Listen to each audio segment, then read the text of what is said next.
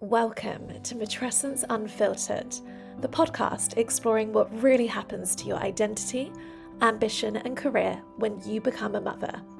Matrescence is the transition into motherhood, and it's one of the biggest identity shifts a woman will ever go through. Yet, when it comes to our careers, it's still barely understood. So often, motherhood gets framed as something to push through and bounce back from. We think it's something else entirely, a capability shift, and we think it's time to name it and to talk about it properly. I'm Rose, coach, consultant, and researcher completing a master's in organisational psychology. And I'm Bianca, a Chief Marketing Officer, pregnant, and living this experience in real time. Each episode, we take one belief about motherhood and work that doesn't hold up under scrutiny and break it down properly. Using research, lived experience, and honest conversations about what sustainable high performance actually looks like when your identity is shifting. Welcome to Matrescence Unfiltered. We're really glad you're here. We're back. And in our last episode, we were getting into some very sharp, hard-hitting stats. 74,000 women a year are pushed out of their careers. 42% of earnings drop over 5 years after you become a mother. 1 in 3 women managers are downgraded, all while there's a fatherhood bonus of 8 to 14% of an increase in earnings. We've talked about how the system penalises every option women choose.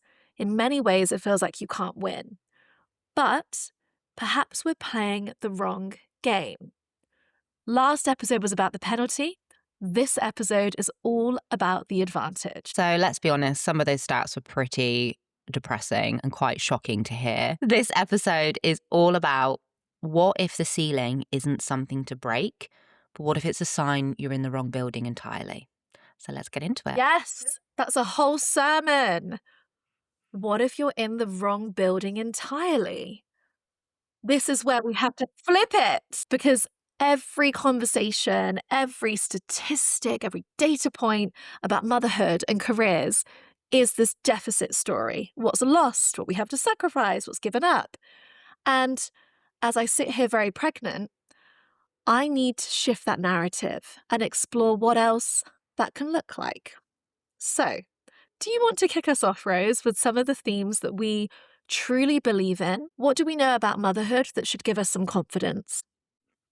What we know about the research. So I'm finding this in my own research, and this is backed up by other academic research as well. The science tells us motherhood is actually a great accelerator. You strengthen your skills, your capability, your mindset, willpower, emotional intelligence all increases. But very specifically, when we're talking about these desirable skills from a workforce perspective, we have ruthless prioritization, increased empathy, adaptation in change to change and navigating change. So these are all attributes that organizations ask for, but apparently they can't recognize them when they come packaged up with a maternity leave gap on a CV or returning to work after having a baby. So a 2025 study on maternal leaders found a 3-stage resilience process where skills like active listening and empathy were deliberately transferred from parenting into professional leadership. This is one of the greatest leadership accelerators. Women weren't just coping, they were developing. So the neuroscience really backs this up and links to our earlier episode on the first trimester brain changes. The maternal brain is rewiring for that enhanced empathy, social cognition, threat detection or risk perception. These are not soft skills, and we've spoken about this before. These are leadership capabilities. The brain is literally building the neural architecture for better leadership, and the workplace calls it a career break. It's wild. Matrescence forces a reprioritization. Women come back more aligned, more purposeful, more motivated, more ruthless about what matters. That is not a downgrade. That is recalibration. And that is exactly what organizations say they need from leaders, but they're missing out on that right now. We have so much to talk about on this topic because this leadership upgrade, greater than any artificial intelligence, the capabilities that we're gaining, to be celebrated. And I want to point out something on the term soft skills. Because the soft skills, quote unquote, that we talk about are actually, if you look at the workplace holistically, the hardest that it seems for people to develop. They're also the skills that a lot of our male counterparts are not as strong in. So there's a whole piece to carve out here. And thinking about this problem from a different angle is very intriguing to me. I want to read out a headline that I shared in the last episode, but I just want to read it again because for somebody in my position with all of the uncertainty and question marks around going on maternity leave brings, it made me laugh and it also got me very curious. America's mums are losing their jobs, but may end up richer. This article is all about the portfolio career, freelancing, taking your destiny into your own hands, and actually redesigning a working life that works for you. What do we know about portfolio careers? Because I think we know the data shows that mothers are more often passed over for promotions or pushed into part-time roles that we're totally overqualified for. That's real. And there's a huge disclaimer on all of this conversation that there's a lot of privilege that it takes to be able to take a risk, to be able to start a portfolio career. That's the penalty side. But then, if you're forced to make a change, if you have the luxury of making a change, why don't we talk more about what women can build when they step into that new building and outside of that linear career path? Because that is where it gets very exciting. What do you think? What have you been hearing? So I think what's really important to acknowledge here is that the portfolio career isn't a consolation prize. It's not someone just trying to scrap together some earnings. It is a power move and it is so exciting. Multiple income streams, breadth of experience, commercial thinking you never develop when you're sitting in one organization collecting a salary. Women who go freelance, consult, start something on the side, buy a business, they are building assets, not just earning wages. And this is where the distinction matters. And this is how we start to close those gender, pension, pay, and investment gaps. And I think this is where it gets really, really interesting. Now, what we're not saying here is go and quit your job and start your own business from scratch. What we're saying here is there are some really tactical, sometimes small, but very smart things that you can do to help start you to build out this portfolio career and what that might look like. Cody Sanchez talks about this brilliantly. So she left Wall Street and she started buying what she calls boring businesses. So like laundromats. Is that what we call them in the UK? Laundromats? Laundrettes. So laundrettes, car washes, service business, and built a portfolio career that now does 9 figures in revenue. Her whole philosophy is stop making money for someone else and start owning things. You do not need to be an industry expert. You don't need a huge amount of money. You need to stop underestimating what you're capable of. And her line is, think about every business owner you've ever met. Were you impressed by all of them? No. Why don't you think you can do it? And I love that concept because I think this is where it starts to get really interesting. So for people don't understand what a portfolio career is, because I feel like, Bianca, you've built a portfolio career and I'm building a bit of a portfolio career myself. How would you describe it? I would say it is about not having your eggs in one basket. So, what I mean by that is you take your core skill set. In my case, that's marketing, that's content, that's communication.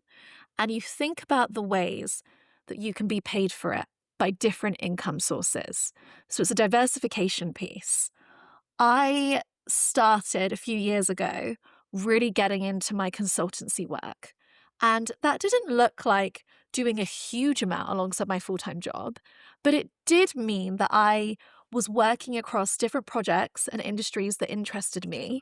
And that gave me confidence to say, if I lose my core income stream, my full time job, I can fall back on this consulting career here.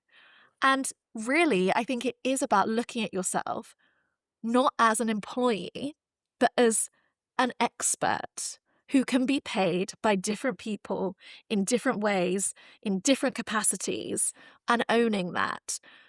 We as women sometimes have a tendency, and I've certainly had this in my past, where I've been too grateful for every opportunity that's been given to me without looking at the value that I can actually bring. So, really, I would say it's a value realignment play. You're looking at how and where you get your money, and you're putting different bets on different projects and income streams, knowing that that's going to make you more financially secure. When I go into looking at maternity leave and beyond, I immediately do gain some confidence and strength from the fact that I have done a lot of freelance work in the past.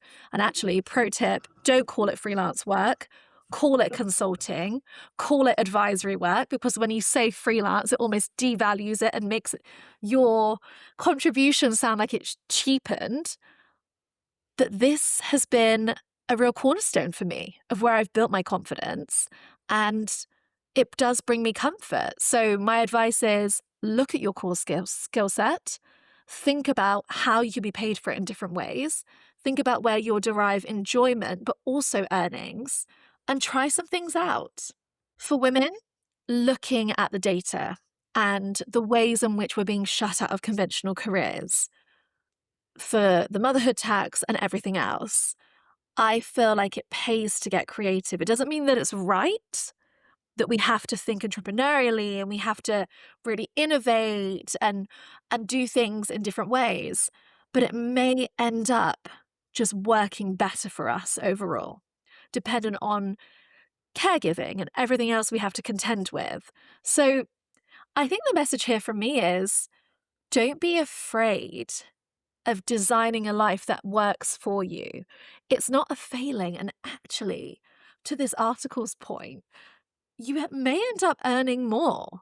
And earning doesn't always have to just look like money, right? It can also be back in time, skills gained, confidence, flexibility. I think sometimes we aren't asking the wrong questions, but we're asking the wrong people. And sometimes those wrong people could be our conventional employers who don't have a space for us, and we have to make one for ourselves. I love that. And I think each portfolio career is very different as well. And I think that's the beauty of it, but also sometimes the mystery of it. Like, not many people really understand what a portfolio career is. I mean, I was talking to someone about this the other day, and fun fact, I'm also a trained Pilates instructor. And it was someone I was talking to who I met on my Pilates instructor course. And they thought that a portfolio career might have just been teaching Pilates classes alongside your full-time role until you're earning enough and you've built up enough credibility in your Pilates teaching to quit your role. And I was like, no, that is not what a portfolio career is. That's one element of it, but it's about offering your expertise, your skills, your services to organizations. And this doesn't need to be in a full-time capacity. As you said, it could be consulting. It could just be advisory. You could be kept on retainer. And also, I think what's really important to note here as well is it doesn't just have to be for money. You could say to a startup, like, give me some equity. I know you need help with your setting up your people function, putting in some basic parameters and helping to build out your senior leadership team as you're getting started. I have deep expertise in that. Let me help you. Appreciate you might not have money for a full-time people person at the moment, but give me some equity. So I think there's ways that you can be very creative about it. And there are other revenue streams that you can use your expertise for. So looking at my portfolio career, whilst I don't actively teach Pilates, one day my dream is to be able to run retreats. I also coach people. I also support people through career transitions.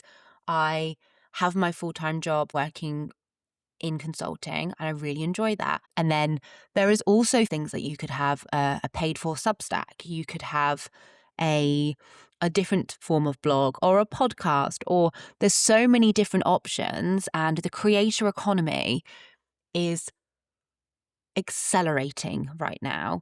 And that's not to say everybody is going to be a content creator and should be a content creator, but it gives people, especially women, a lot more flexibility to do interesting work around what is flexible and works for them. So that is something I think is really interesting to touch upon as well. It doesn't have to be about buying boring businesses and putting loads of money and investing money into those sorts of things. Of course, that's one way to do it. But I think using your time and your expertise is really valuable. We know that job cuts are rampant at the moment. And one of the things that people are doing in response to it is building out these portfolio, or sometimes known as fractional careers. Because in an economic downturn, one of the advantages is that you see businesses who don't want to commit to hiring full-time leaders Mm, and employees. So their budgets are cut, but they still need talent. So for me as a marketer, that is one of the areas that it's massively increased. Fractional roles, 1 to 2 days a week, perhaps 3 days a week, depending on the size of the organization. And I don't think that's something to be afraid of. Even freelance websites like Upwork, for example, there's a lot that you can do there if you're a graphic designer, if you have animation skills. And the more content that's being put out there, the more that people are going to need support with that. So, my advice on this is to not feel like that's a failing. And if you are being directed to build something of your own, the chances are you might be able to go further than you ever imagined mm. without that glass ceiling and the same constraints that you had when you're at the mercy of someone else's decision making in someone else's organization. So, flipping that and looking at it from that angle, I think actually is a really positive lens. And matrescence as a career accelerator might not look like what you expected, but it can be something very meaningful and fulfilling all the same. Yeah, and I think the message of a portfolio career lands differently for women in matrescence. So when you've been pushed out, made redundant, or told your role doesn't exist anymore, you're standing at a crossroads, and the default is to scramble for another job that looks like the last one. But what if that's the moment you start to think bigger, more expansive? What if you take your skills, your network, the expertise you spent a decade building, and channel it into something of your own? And like you said, I think it was in the last episode, that motivation to provide is incredible. And there's so many founders, female founders, who have built businesses on maternity leave, coming back from maternity leave after they've just had a baby, because they have this new drive. And I think that is something we need to really recognize. There's a book called Can Women Have It All? And it's by a lady called Giselle Goodwin. And it is a great example of this in practice. So she co-founded and grew 3 businesses over 25 years, 2 in healthcare, 1 in recruitment, whilst raising her 2 daughters. Then she sold them. She went back to university in her 40s and did a PhD in women's happiness. Like, what an amazing topic to do a PhD in. And she's living proof that there doesn't have to be one straight linear line. I was obsessed with getting to this, on this linear trajectory into this role. And actually, like, what if it's a series of chapters instead, and you build that? It doesn't have to be one straight line anymore. It can be different chapters. You can build your own book. And I think that is really, really powerful. Look, when you're becoming a mother, if you're looking at it from a career context, you're taking a risk. You are taking a professional risk. I know that sounds negative, but that is the reality. And I say that in solidarity with you. So, what if that risk taking actually means you can get more creative across all areas of your life? I'm thinking about, Emma Grede, who has worked on Skims and Good American, and she's doing some incredible content at the moment.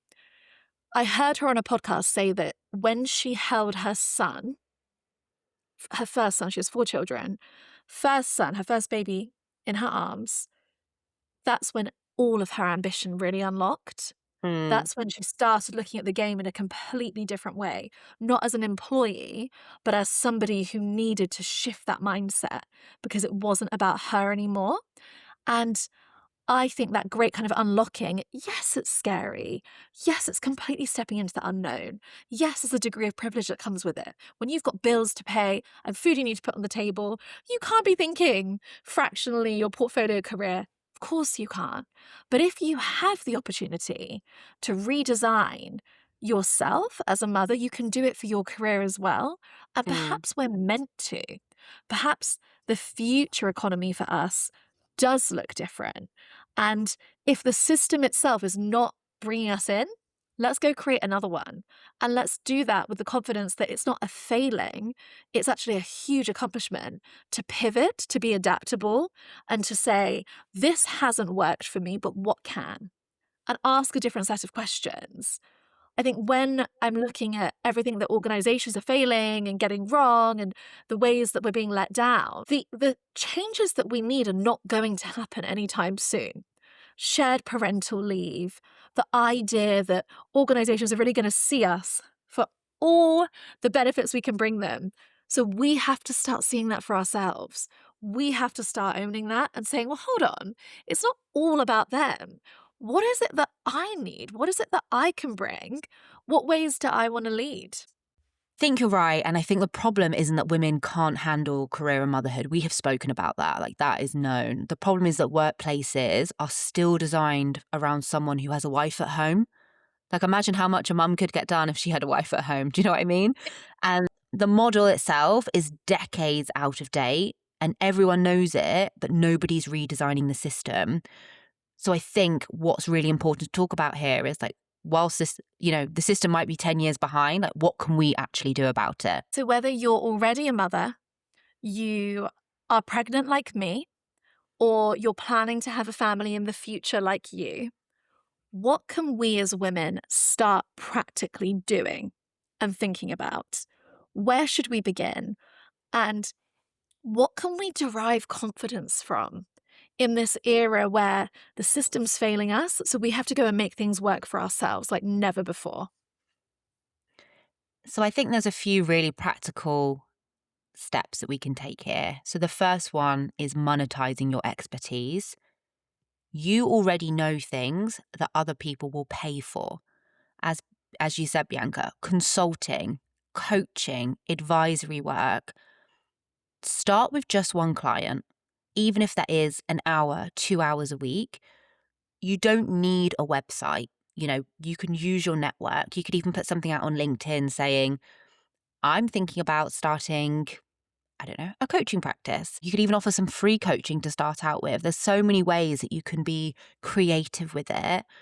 You don't need to start a full-on business. You just need conversion. You just need a couple of real supporters that will help you get to that first client, that first step into this. There is also the option, as we spoke about with Cody Sanchez's model, you could buy a small business. So find a business with existing cash flow, existing customers, existing systems in place. So you're not starting from zero. You are acquiring something that is already working and just making it better. Think service businesses. So things like cleaning, admin support, childcare. Again, that's probably something you're likely to be passionate about as well.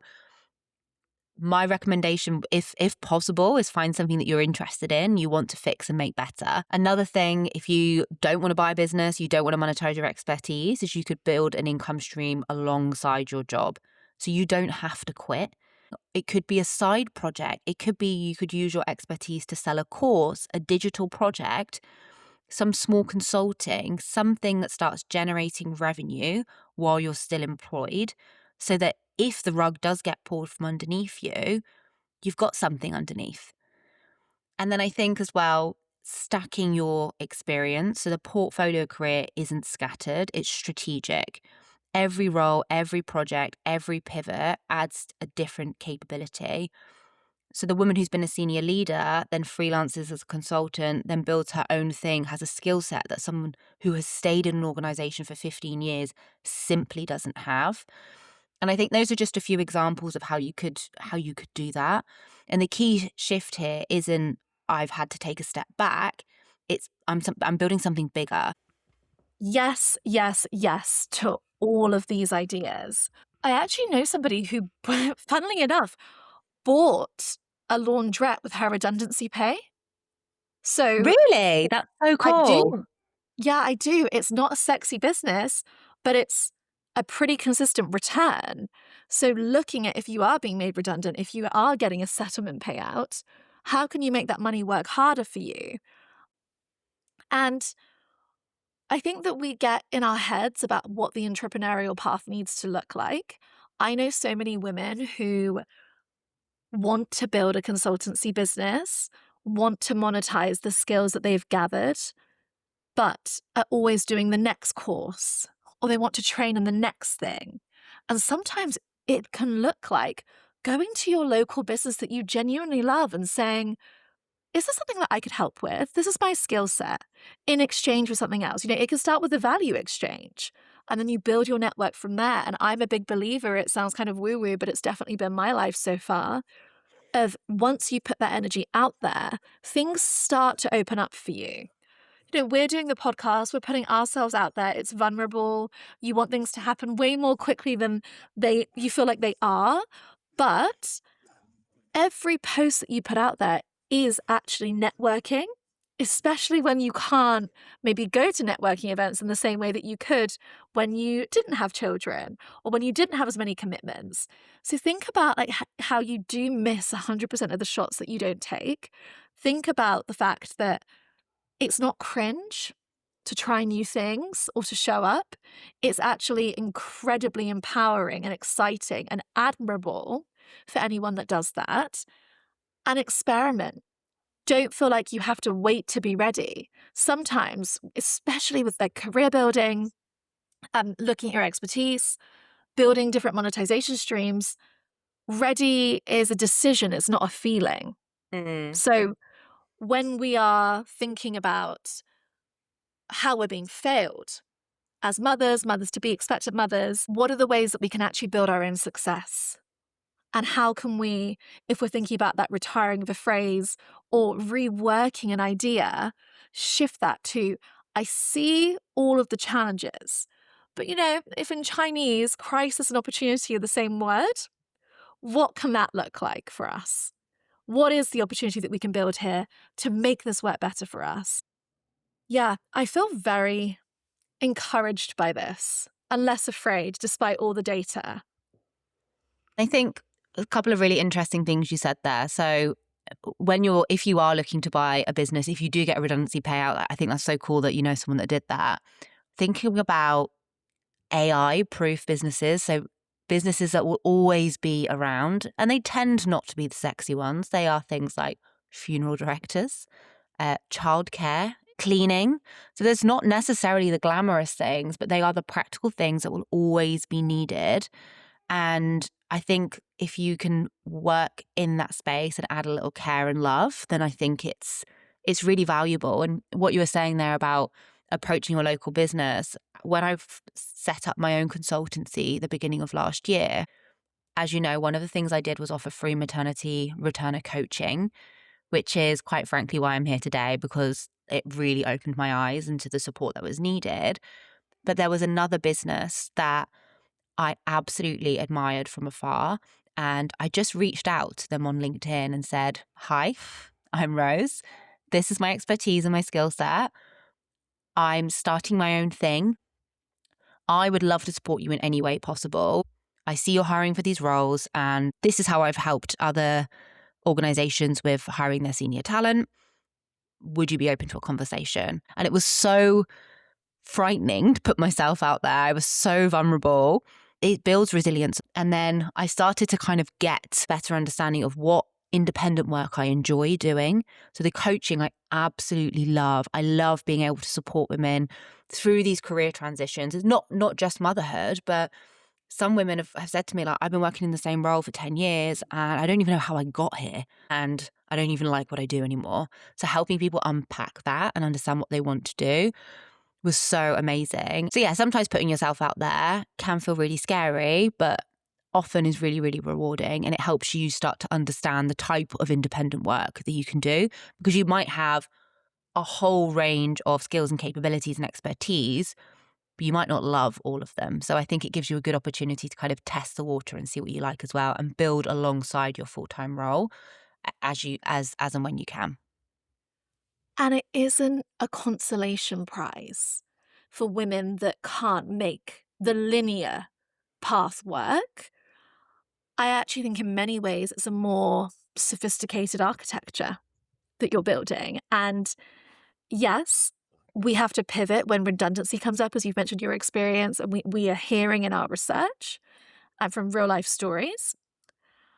But Actually, if you think about it, betting everything on an employer who can decide overnight that your maternity leave or your caring responsibilities make you a flight risk or change their perception of you, maybe it's time to bet more on ourselves. And the key message here for me, and the key reminder and the note to self that I'm taking from this conversation, is that becoming a mother doesn't shrink your professional range. Mm. Actually, it sharpens your judgment, your efficiency, your threshold for what actually matters.